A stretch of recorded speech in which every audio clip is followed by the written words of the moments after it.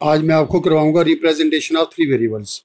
Two variable का representation हमने पिछली क्लास में कर लिया था। तो थ्री वेरिएबल का रिप्रेजेंटेशन जब हम करेंगे तो उसमें आपकी जो इक्वेशंस हैं वो एसओपी फॉर्म में हो सकती हैं और पीएस फॉर्म में हो सकती हैं।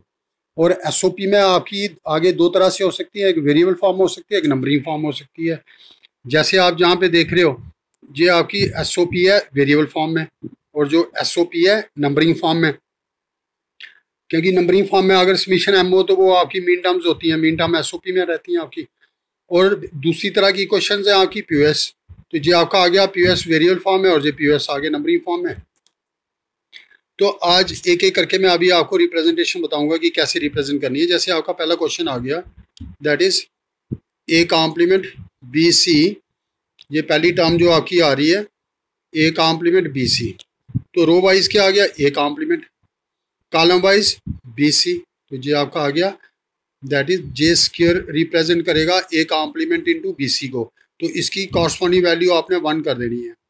नेक्स्ट आ गया आपका A B into C complement. तो पहले रो वाइज देखना है, रो वाइज ए आ रहा है।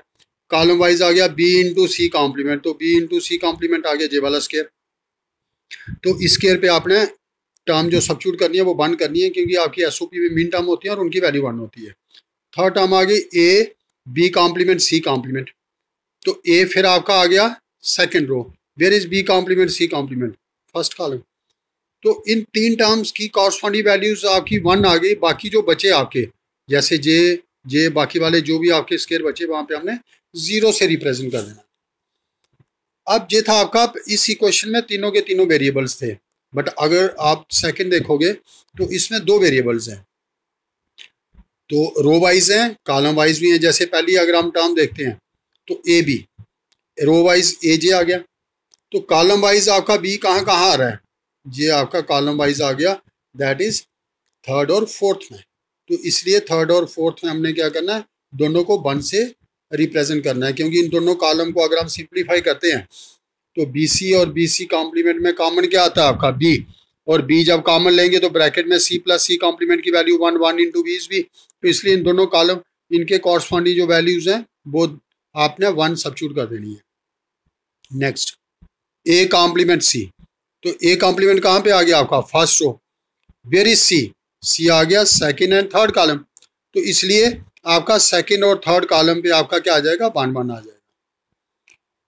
तो ये आ गया आपका सेकंड टर्म का। देन थर्ड टर्म आगे बी कॉम्प्लीमेंट सी कॉम्प्लीमेंट। इसमें रो वाइज नहीं है, कोई भी टर्म नहीं है। तो रो वाइज अगर वेरिएबल नहीं है तो उसकी वैल्यू यूज क्या करेंगे हम 1, क्योंकि B complement C complement into 1 is वही वैल्यू रहेगी। 0 हम कर नहीं सकते क्योंकि इंटू 0 करेंगे टर्म 0 हो जाएगी।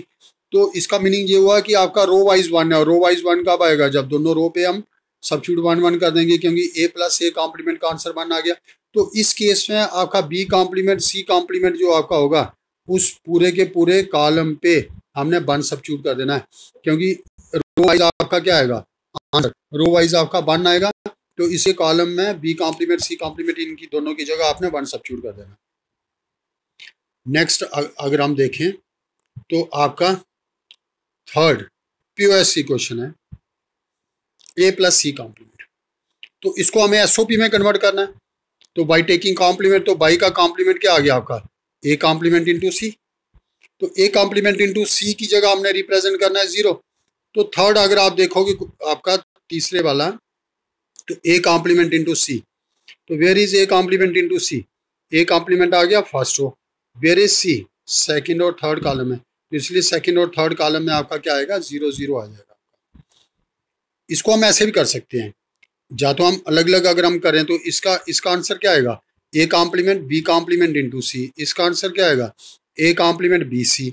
दोनों में कॉमन क्या आ गया, ए कॉम्प्लीमेंट सी, ब्रैकेट में क्या आ गया ए प्लस बी कॉम्प्लीमेंट 1। तो आंसर आ गया ए कॉम्प्लीमेंट सी। तो दैट मीन्स इन जहाँ पे भी वो आता है अगर सी आ रहा है तो हमने दो वो वाले स्केयर देखने हैं जिसमें आपका कॉलम वाइज सी आएगा। तो दोनों में आपका कॉलम वाइज सी आ रहा है।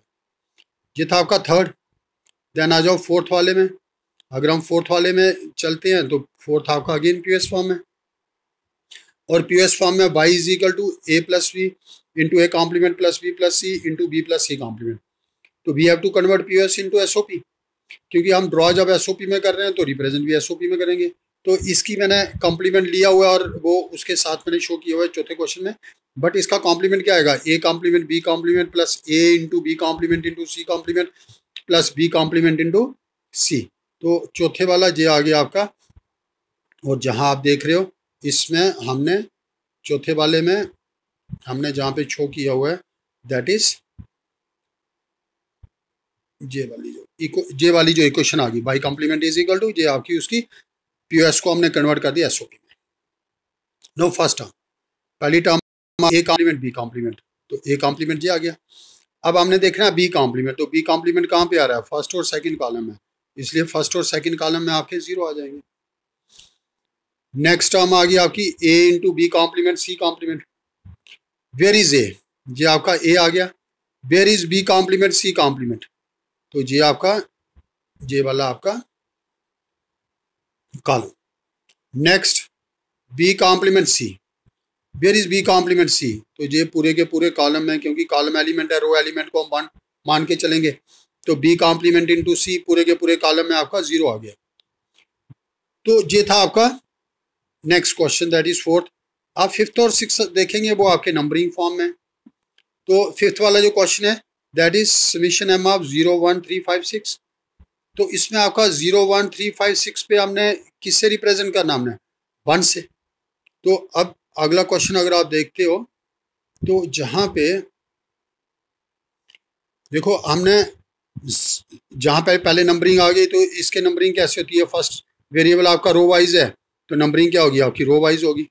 0 1 ये 3 ये 2 ये आपका, मैंने पहले बताया था इंटरचेंज, हमने ये टर्म्स इंटरचेंज किए हैं इसलिए ये आपके नंबर इंटरचेंज हो गए हैं। 0 1 3 2 देन 4 5, सिमिलरली जहाँ पे पहले 7 आएगा फिर 6 आएगा।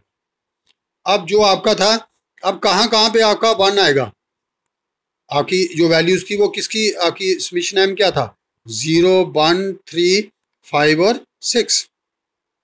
तो इनकी कॉरस्पॉन्डिंग जो आपके स्केयर हैं वहां पे वैल्यू क्या आएगी आपकी, 1 आएगी, बाकी सब जगह क्या आएगा, 0 आएगा। अगला आपका आ गया नंबरिंग में पीओएस फॉर्म। तो नंबरिंग में पीओएस फॉर्म आपका आ गया that is Y is equal to pi M of 0 to 4। तो इनकी जगह पे हमने रिप्रेजेंट करना है 0 से। तो जब हम इनकी कॉरस्पॉन्डिंग वैल्यूज 0 से रिप्रेजेंट करेंगे, तो जहां आप देख रहे हो तो आपका नंबरिंग आ गया अगेन 0 1 3 2 4 5 7 6। तो अब आपका जो 0 है वो आपका कहाँ कहाँ पे आ रहा था, 0 पे 2 पे और 4 पे। 0 2 4 पे हमने रिप्रेजेंट कर दिया 0, बाकी जो बचे वो आपके 1 आ गए। तो ये था आपका दैट इज 3 वेरिएबल की रिप्रेजेंटेशन।